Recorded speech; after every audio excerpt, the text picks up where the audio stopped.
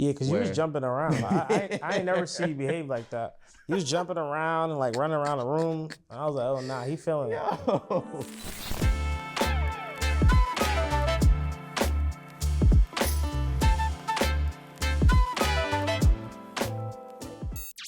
What's good, my people? We're checking in today with another episode of Inside the Vibe.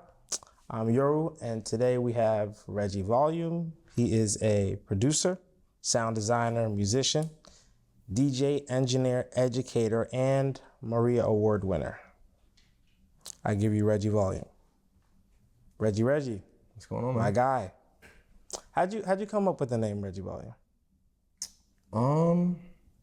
Well, I mean, my nickname is Reggie, and I think in high school when I first started getting into production, I was really soaking up a lot of music from Danger Hands' catalog. Danger Hands he was a producer that was under Timbaland at the time. So like a lot of the like Britney Spears stuff that popped off crazy, Nelly Furtado's Loose album, JT's Future Sex Love Sounds, like Timbaland was doing that with Danger. And around the time in high school, like Carrie Hilson popped off, and I was like, yo, who's producing her stuff? And that also happened to be Danger. So just like going through his discography, I was like, yo, Danger Hands is like a cool name. Yeah. And so initially when I was actually first started making beats and stuff like that, I kind of just wanted one like name that was just going to like stand out. Yeah. But it was also musically related. So initially I started going by Volume first. Wow. Back when like MySpace Music was a thing. Bet. And then when I got to college and linked up with my cousin Nico and we started a band, at a certain point in time, I was like, yo, I think like I'm working on a lot of music with homies and I feel weird with having them call me like Volume if like I'm working on music with my homies. So, like they know you, yeah. So I was like, I wanted to have a name that was more like personable. Yeah. So I was like, yeah, I'll just put Reggie in front of it. And I was like, yo, what if I just start calling myself like Reggie Volume as a producer? And he was like, oh, yo, like I really mess with that. That's tough. Yeah. So yeah, it's like part of like who you are and then your also ego in one. So it's like, it's more simple. Yeah.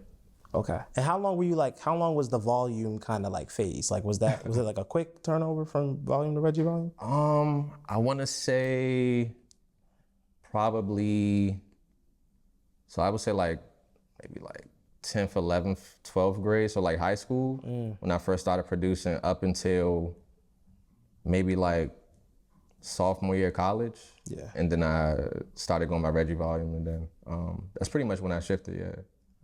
And where did you go to high school? McKinley Tech in DC. DC, okay. Yeah. DC native. So, it's like DC, like when I was in high school, the first time, I actually heard about it from Brandon, GOGO Music. I never like heard anything like that. And I remember I listened to one song and I was like, yeah, I don't know if I really understand what I'm listening to, but like as I've gotten older, more of an appreciation for it. And I think the last time I went to DC, like late last year, like I don't remember where I was, but there was like a live band playing GOGO Music. And I'm like, this is probably why I didn't hit the way when I first heard it, because I think from my perspective, I'm very like limited and I'm not from DC. I think it's just supposed to be heard live.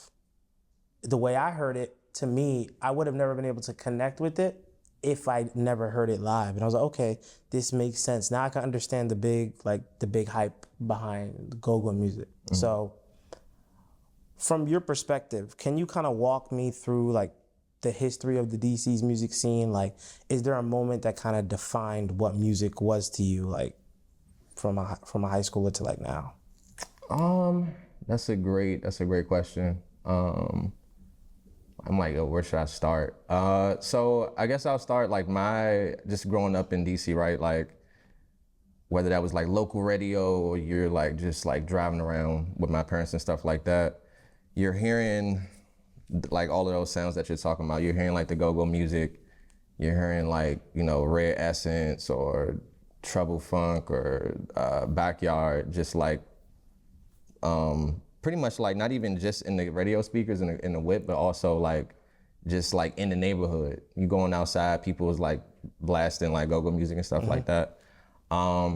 So for me, that was like initially kind of like where I was hearing it at. And then I would say like while I was in high school, it was funny, a lot of times I'd be driving around with my dad and he's coming from like an older era of go-go music because he's also from Southeast DC as well. So like he's used to hearing like the musical, more of like the go-go that has like a lot of like musicality in it. Okay. Not to say that the modern go-go doesn't, but for him it was like from that generation. He's like if like some CCB or something like that was playing on the radio, he's like, yo, like this sounds.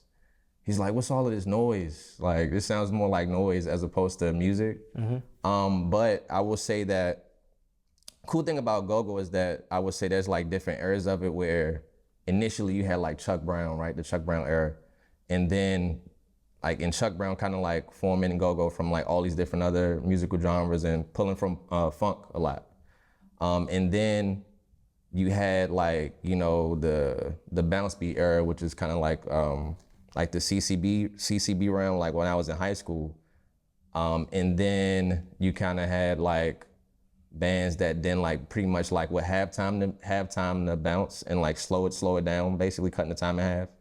And that was like the bounce beat era. So like in DC, I'm getting like all of that, like as a kid, like as a young kid, but then also like going through high schools and like everybody's pulling up to school like banging on their chest or banging on like tables and like singing go-go all through the halls. Then also like there was a lot of kids, a lot of teens like actually in go-go bands at that time as well.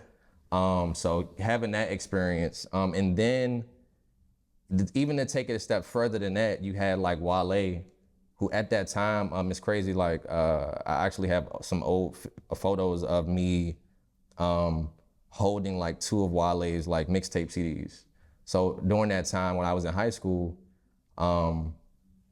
DC at the time in terms of like, I would say like there definitely was like some legends before him, but I would say DC in terms of like hip hop and people recognizing DC for like rap and the DMV region for rap, Wale was like a very focal point where like he was coming from like, you know, performing with some go-go bands and then transitioning to being a full-time like hip hop rap artist. And seeing that in real time and just thinking about like from then until now is kind of crazy because he's definitely like one of the musical legends from the area. 100%. 100%. I remember when I was like in high school, I don't remember the first song, but I remember Nike Boots. Used to sing that like never owned a pair, but wanted a pair because of the song. And then obviously like, you know, the later songs like Lotus Flower Bomb, Diced Pineapples, like the commercial hits.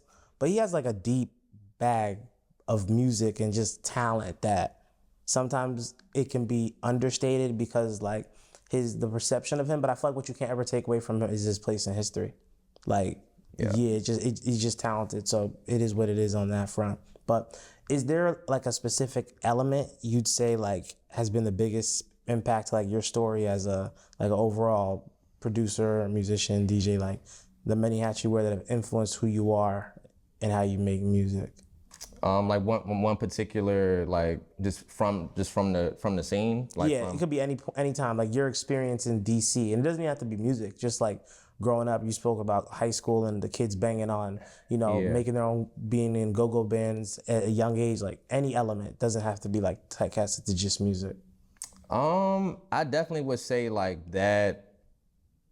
I think just being from the area, honestly, like I was like I just talked about like going through different phases of school and that just being prevalent. Yeah. Like almost to the point where like the vibration of go-go itself is just like innately in me, just cause like my dad is from there and I'm from there and I grew up there. And just kind of like soaking all of that in. But then you also have like,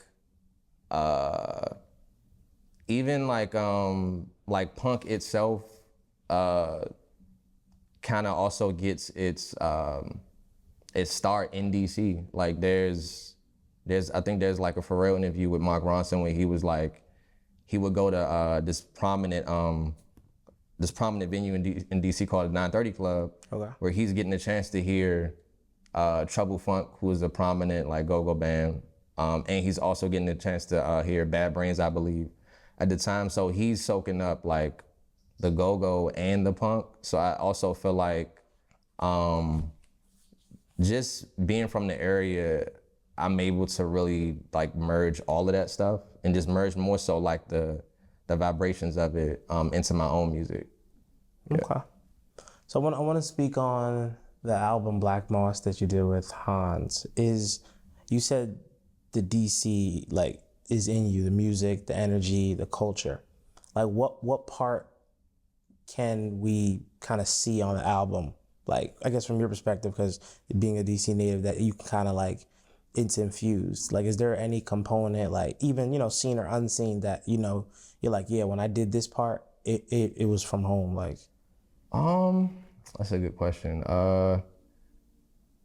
Outside of it just being from home, I think most of it just comes from like me. So like how I might have been just interpreting music at the time. So there's a couple elements or a couple different moments on Black Moss where I'm like, okay, this reminds me of when I was in the whip with my dad and he's playing me music from Return to Forever, which was like Chick Corea's fusion band, where they're doing like, medieval jazz music and stuff like that. There's moments that feel like that, but then there's also moments that feels like just like that innate like bounce that's in go-go and from DC. Like I think one of my homies, he was actually listening to it, and I feel like I'm so close to the music because I made it, so I wouldn't have really picked up on this. But he was like, "Yo, this sounds like some go-go stuff." Like, and I was like, I didn't even pick up on that. So I think just the bounce of it itself, and then there's also elements where there's one specific on Star Child, I would say, one of the songs on the Black Moss EP.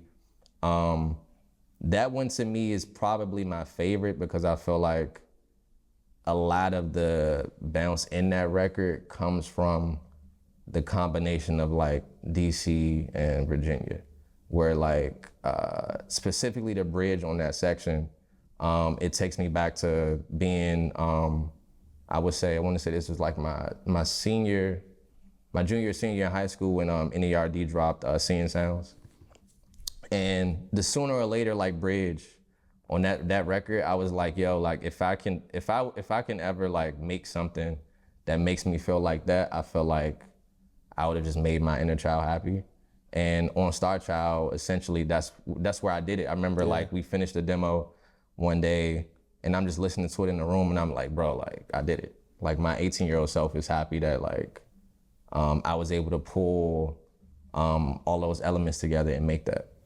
It's funny that you say that because when I was listening to the album, sometimes when I was listening to the songs, I had to go back and make sure I was listening to the same song. Because like it was almost, I'm trying to think of a song that kind of reminds me of that, where like it starts off at one beat and then you're like, oh, like, damn, like this song's over. And then you hear an entirely different energy and you're like, is that still the same song? But it was like almost like it was like a different part of the same story, but it was cohesive. So it wasn't like choppy. It was like, wow, like they went from here to there, but it makes sense. Like I didn't feel lost. I was like, oh, this change up, like, I see how they went from here to there, but it's so like, it's such a, like a difference that I thought I was listening to a different song, but it's like, no, like this is fire. And it reminds me of like older, I would say like longer songs, like when I was in high school, because you don't really see a lot of 4 or 5 minute songs anymore. I don't really see many past 3 minutes, 30 seconds. So I don't remember how long it was, but it just felt like there was a lot more song in it than the time kind of showed. And I thought that was cool when I was listening through the album. So to even say that your friend who's from DC was like, hey, like it's go-go to me, it's like it's a testament to the fact that, DC is still a part of your music journey, regardless of whether it's like intentional or not. It's just kind of who you are at that point. Would you? So you're also, in addition to producing, actually there was I don't know if it was on Instagram or where, there was like a playlist of all the songs you produced, and I was trying to count them, but I got tired. So how many songs do you know off the top of your head how many songs you've produced? Nah, I don't. I think even thinking about that sometimes, of course, like I have to, not I have to, but it's good to just kind of like keep track of like, you know, where you started in the journey and to see where you are. So I think for me, outside of that just being for myself, but it's also good that like someone like you or anybody else can just kind of like, you know, discover my work and see like, oh, like he's actually been doing this for a minute and you can also like hear and listen to the growth. But I don't know how many records I produced like from a commercial standpoint where they've all like been out on streaming services for purchase. But I will say that it's interesting because I try not to dwell on like the past stuff. And I think that's what allows me to like push forward, where I'm like, okay, I might have done this like, I don't know, a decade ago, but it might not sound completely removed. Like the new stuff might not sound completely removed from what I did then. But I feel like just using those as more so like, they're just like timestamps of like, you can go back and be like, oh wow, I did this on this song in like 2018, but it's cool to actually find a threading in that. Maybe something that I did on the Black Moss project, someone can go back in my catalog and say, yo, like he's just been referencing himself the whole time. So I think once you get to that point creatively too, and as an artist, and whatever medium you're in, like you have to not so much look at, you know, the legends or your peers, but also you can think back to a time where you really unlocked something 3 or 4 years ago, and you say, yo, I can build off that, and I can just keep referencing that and getting better. So it's funny because like when I was like doing research and Googling people I knew, which was kind of weird, because I remember the first time I think I ever saw you DJ was, maybe it wasn't the first time, but it was at, I don't remember whose art show it was. I think it was Ari's art show. You were DJing in the middle of the room. Oh, word, yeah. Yeah, and I was like, oh wow, like. And that's one of my favorite sets. Yeah, and I never recorded it. I kind of. That was the best set I've ever seen you DJ. But then at that moment, I was like, oh, like nah, like Reggie can DJ. But then as I'm researching, I'm like, oh no, he's not. Like you're probably as I've looked, like you've done to me more work as a producer than a DJ. And I was like, I've only really known you as a DJ until I just Googled. So that brings me to like my next question. You personally, are you more proud of your journey as a DJ or a producer? I'm definitely more proud of my journey as a producer, just because I mean, I wanted to do that since I was like 13, 14, just coming across YouTube, seeing like soaking up all of the Ryan Leslie videos and the Neptune's Justified sessions, the Timbaland be making videos and stuff like that. And from just discovering that stuff, from that moment, I was like, yo, this is what I want to do. I could probably do this until I'm 100. You know what I'm saying? I teach now, so like even that is always like, I'm always learning in that realm, and it just kind of comes natural to me. So I would say I'm definitely most proud of that, but there are definitely a couple moments I've DJ'd where I'm like, yo, like if I can lock in on this frequency more, then like I could definitely have more moments to be proud of. Like even the one you mentioned, I always think back about that particular set as well, because I felt like that was probably one of the times where I was the most expressive DJing too. Yeah, because you was jumping around. I ain't never see you behave like that. You was jumping around and like running around the room. I was like, oh nah, he feeling it. No, that's hilarious. I definitely remember that. Nah, bro, like I really enjoyed that set. And I think that one, and I think one that I feel like not too many people are aware, but there was another time, I think, I want to say Might have been early this year, but I did like my first, not the first, but it was like one of my first like times just actually doing a playlist, not a playlist, but spinning for a radio show. And it was for this this Croatian like radio show, and like they heard one of my remixes and they was like, yo, like we love the stuff that you're putting out. Do you want to just like do a takeover and do like a guest mix for us? And I think to date, that's probably like my most recent, like proudest moment, because thank you, bro. And just because like once the year started, I was like, yo, I'm gonna start putting out more remixes. And I posted that probably like in the first month of the year.